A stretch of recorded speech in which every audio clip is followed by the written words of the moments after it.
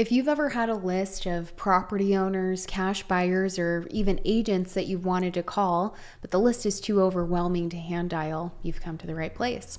In today's episode here on Batch TV, we'll be breaking down how you can bring in a spreadsheet of data into BatchDialer so you can start giving them a call as soon as possible. Check this out. So here we are in my BatchDialer account.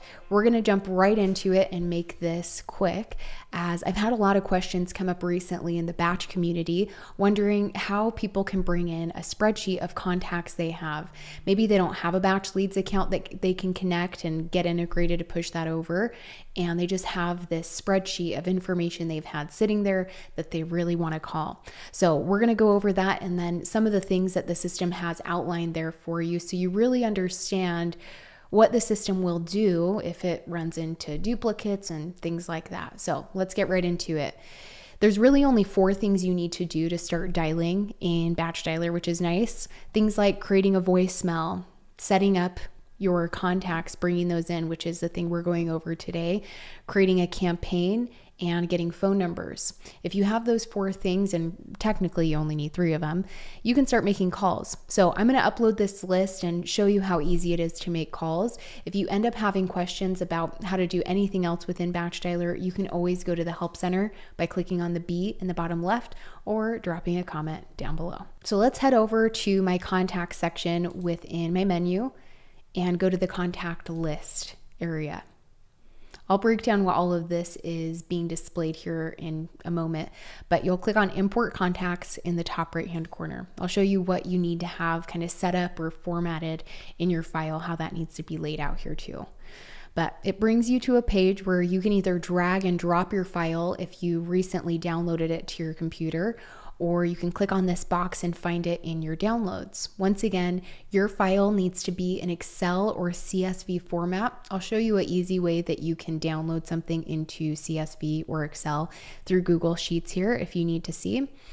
But I'm gonna go ahead and click on this box and grab a list I recently downloaded, and it's just called List 1.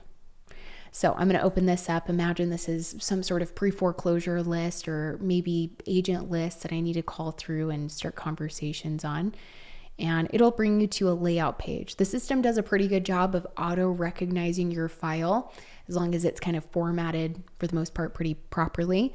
But you want to double check that the system didn't make any mistakes. The source fields is coming from your spreadsheet. It's looking at each column of data, and we do have data blurred here for privacy purposes, but you'll be able to see everything on your own screen, of course.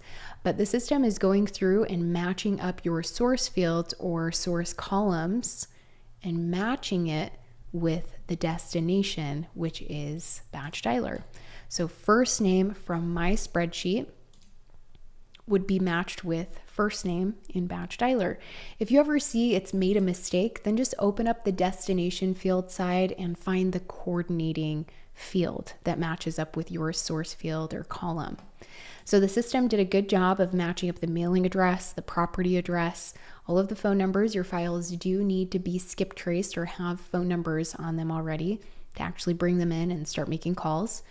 And after it's been matched, you'll click Next. Now, if you don't know how to have your file moved over to a different format or downloaded into something different, this is just an empty Google spreadsheet that I have, and I don't have Excel on my computer, but you can actually go into Google, type in Google Spreadsheets or Google Sheets, and have an account and open up a brand new blank slate sheet.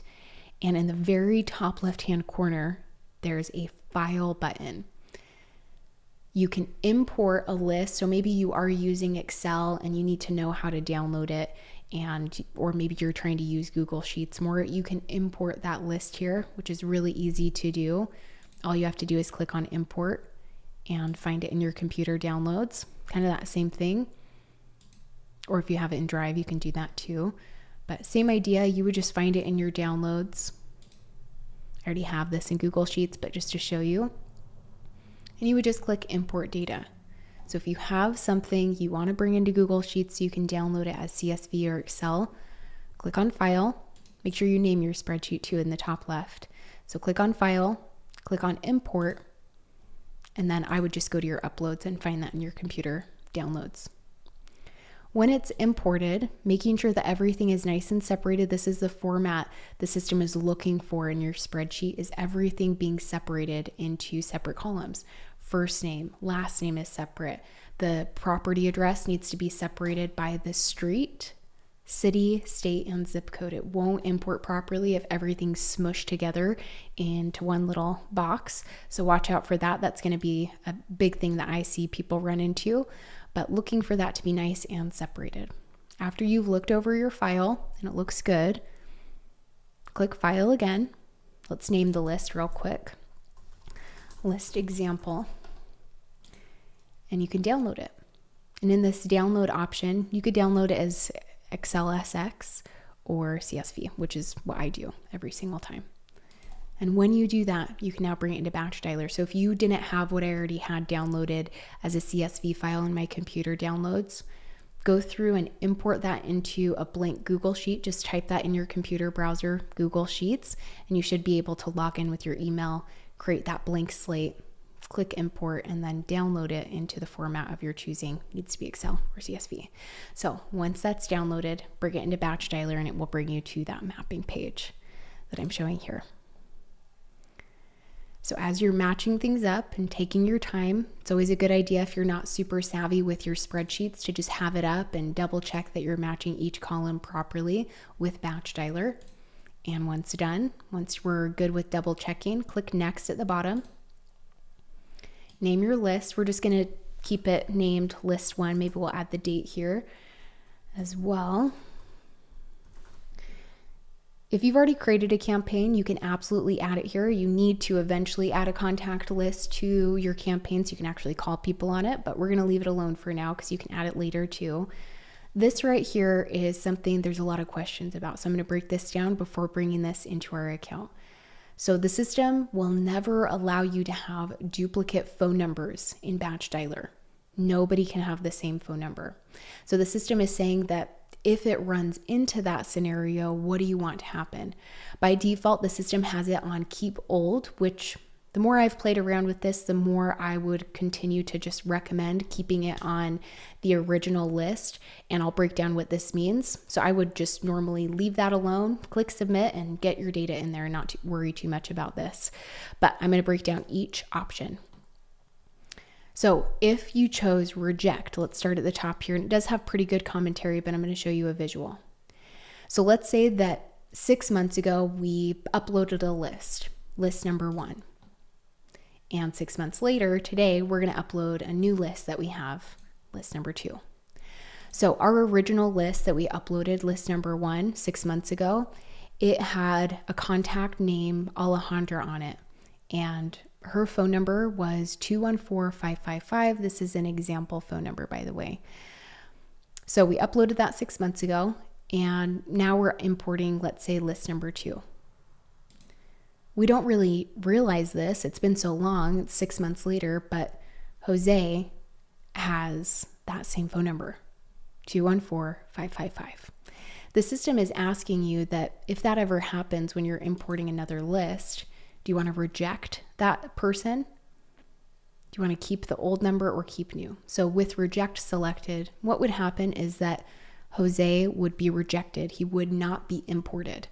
Alejandra would keep that number on her contact and it would reject Jose completely. Any of his additional phone numbers completely would not be included in the import.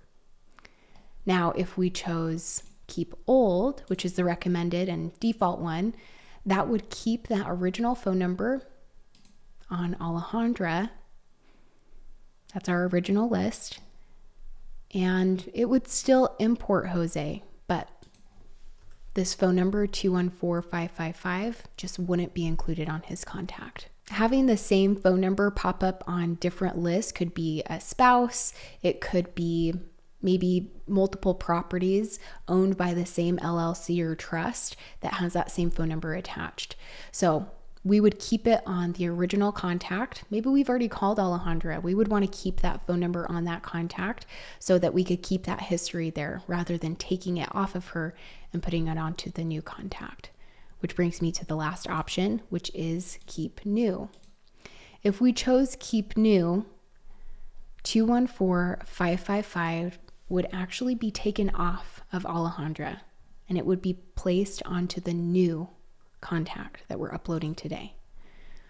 So it really comes down to you. Maybe it's the same list, but you skip traced it again and got updated data and you want the new information. Or maybe you just want to keep what was there originally, as you've probably already had conversations or called those numbers originally months ago. That's what the system has on there by default, but just to show you what the system is going to do, as it won't allow any duplicate phone numbers.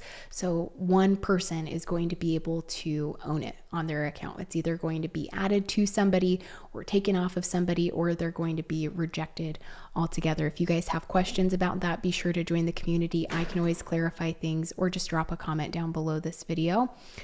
But after you choose your option, there's a couple other things, mostly for visibility here, just to let you know that no duplicates will make it into the system. You can scrub your company DNC, which I would do. These are people that you've already called in BatchDialer and have specifically marked as do not call. So people you and your team have already reached out to that said, don't reach back out to me, essentially. It'll scrub litigators. It's up to you if you want to scrub the federal DNC list. And if you want to scrub mobile phone numbers for any reason, you can do that too. When you're ready, click submit. And I'm going to do keep old for this because I do like the idea of keeping it on my original contact from previous list. And the last thing I want to share here is your import results. So after that's been submitted, it'll take a couple moments for the system to bring up your successful kind of pop-up here and break down the results of that file being imported. So we'll wait for that to load. So it brought us to our contact list page, and it brings up a status log. So total leads uploaded, that's the amount of people that were on your spreadsheet. Duplicates, this is actually talking about if the same phone number is on the same sheet. So on my list number 1, I'm going to move this here, but it basically would be 2 people or multiple people on the same list having the same phone number. Once again, this can happen by spouses being on the same list or even multiple properties owned by the same company. So duplicates can't be imported, or both of them can't be imported. The person that will take priority is the person that's at the top of the list. So this person, Deborah right here, is the person that would actually take that number because she's kind of closer to the top of the list there. So that is what a duplicate in the same list means. It's different from what we discussed earlier. Existing contacts, those are people you already imported. So if you're seeing this and it's taking up a large portion of the spreadsheet, you've already previously imported a list with those people on it, and it can't be re-imported essentially. Misformed leads, this is when you have missing information. What I see the most is when maybe you skip traced a list and there were a few people that didn't have any phone numbers. So you didn't realize, but some of the people didn't have any information returned, any phone numbers at all. That would be a misformed lead, or anybody in your spreadsheet that maybe didn't have a full address or anything that was missing essentially. And some of these last ones, anyone on the federal DNC that it found in your list, and just overall how many leads were imported. Now, last thing to cover here on your contacts page, it'll always show you an overview of the total contacts that were brought in, how many mobile phone numbers were on that list, landlines, any litigators, DNC numbers, and how many campaigns you have it attached to. You also have a health column, which will always be 100 when it's a fresh list, and the health will go down if you start calling the list a lot. So if you're calling through it multiple times and not giving it much of a break, you will see the health depreciate. The health will come back up when you step away from it for a few weeks and just giving it a bit of a break. You'll also see a age of the list and then round. So how many times have you completely gone through that contact list? After you've imported your list, which you can always find out more information on, you can download the CSV here, and anytime you need to assign it to a campaign, even from this page. But remember, to start calling, you need to have a campaign set up, and you need to have phone numbers in here. We have a full guide of how to get started with dialing here on Batch TV, or within the Help Center if you go to the B, that you can learn about in depth. But to start calling, it really is as easy as, once everything's set up, you can click on the phone button at the top of the screen and choose your campaign to join. This one right here is a preview dialer. We have preview and predictive. So there's a manual dialer that helps you click through one person at a time and really take the time you need. And then a predictive, which is the power dialer, or automatic dialer, if you will.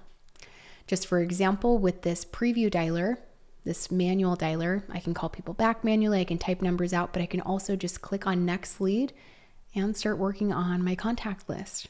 Once again, you'll need to have that uploaded, and we could get really into the weeds, but we do have additional resources. Really wanted this guide to just deep dive into what will happen with your spreadsheet, what the system is looking for, what's going to happen with duplicates, and how it should be formatted. If this video helped you, be sure to hit the like button and subscribe to our channel. Drop a comment down below if you have any questions at all, or put an idea down on what you want to see us break down next here on Batch TV. Last but not least, find the link in the description to join the community where you can connect with tons of amazing people in every market you can imagine, and you can send me a message if you need a little bit more clarity. We'll see you guys next time.